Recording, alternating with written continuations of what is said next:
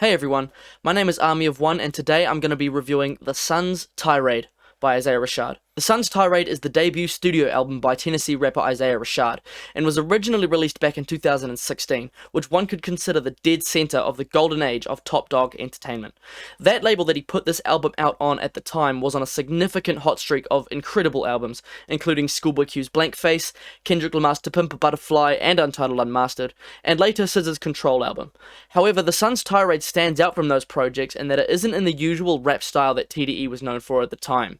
Isaiah is of course from the South, which is known for a different sound than the West Coast one that sculpted the bulk of his record label. Isaiah's approach to rap on The Sun's Tirade isn't exactly traditional, but instead I find it to be extremely creative and different. Instead of hard bars, he's more fluid, as he woozes his way through a lot of free associative couplets and lines with a southern croon, sounding like a mixture of Ghostface Killah or Doom, and Lil Wayne when he's at his most melodic. The sound is intoxicating, but not in a way that encourages you to indulge in it. The instrumental palette of The Sun's Tirade is also just as enveloping as the MC. The rapid guitar strums of Free Lunch come to mind, as do the bouncing synths on Rope, or the slowed down female wail that gets warped into a beat on What's Wrong. That particular track reminds me of RZA's production on Raekwon's debut album, being that it does a lot with a little, but it has the BPM bumped up a notch and some extra synths doing some heavy lifting in the background. The Sun's Tirade doesn't have a lot of vocal guests, and all of them are mostly lumped into the middle of the album, but Kendrick Lamar's appearance on this song is absolutely show-stopping. He was at the height of his powers at this point, and to hear him tumble through internal rhymes so effortlessly, while speaking on the fears of his father, his disdain for Trump and Reagan, his Gemini belief of duality, and still making room to scream that he's been the best rapper alive for 5 years, which was and remains true, is exhilarating. This is one of the best verses of 2016, and makes anything that Isaiah possibly could have done on that track a footnote in comparison, although his line about pulling up to a girl's window still gets a laugh out of me every time. J-Rock also delivers a monster verse on Titty and Dollar. Not as great as the verse he spits on Isaiah's latest album, but still a fantastic delivery that recovers the track from High Augustine, an unknown feature who pretty much puts me to sleep with his verse.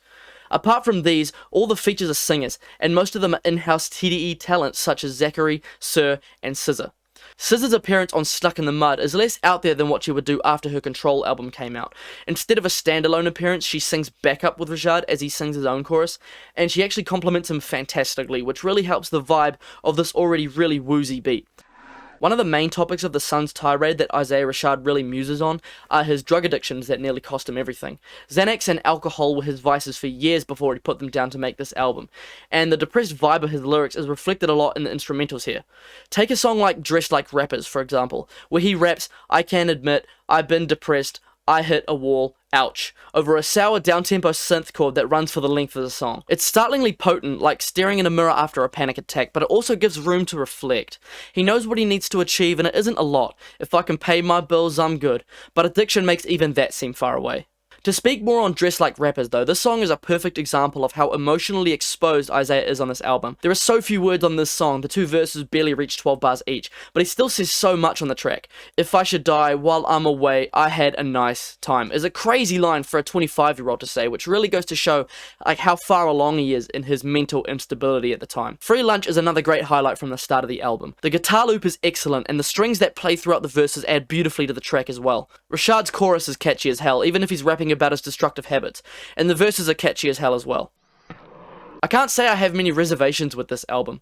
There are two relative slow burners right after the album's opening leg, being Park and Silk to Shocker though.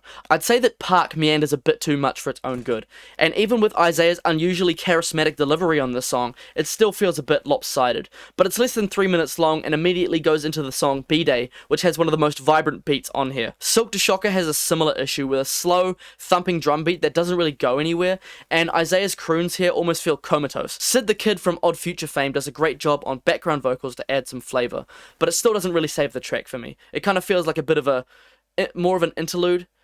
Aside from those though, the highlights extend well into the end of the album. Right after Dress Like Rappers, we get a quality string of tracks until the end, such as the double time Don't Matter, which has some very snazzy drumming and quality bass hits while Isaiah raps at his most proficient. Brenda, which might honestly be the best vibe on The Sun's Tirade, with a Good Kid, Mad City-esque instrumental with fantastic saxophone hits in the background. I know that keeping it real hasn't been as big of a requirement in rap since the golden era, but I still love it when on this song Isaiah makes sure to separate himself from people that rap for a check, and people like himself who do it for the passion. "I clock in for the check, but I don't want to go," is also a hella relatable line. If it's not apparent, I love this record. It's not a concept album by nature, but it's certainly carried by a strong theme, and so many of these tracks have fantastic instrumentals and dark, introspective writing that lays everything bare, but doesn't overwhelm. Isaiah's style is definitely unique, and it stands out from everything in modern rap, and he manages to achieve a lot with a little with his words. Since a lot of the substance on this album isn't on the surface, it took me a lot of listens to start understanding things that he was saying, but once it connects, you start to realize how tortured this man has really been. We learn a lot about Isaiah on the Sun's Tirade, and with a musical backdrop this strong, it's a powerful listen. I think this album is great, and make sure you hear it if you haven't. My name's Army of One, and thank you so much for watching.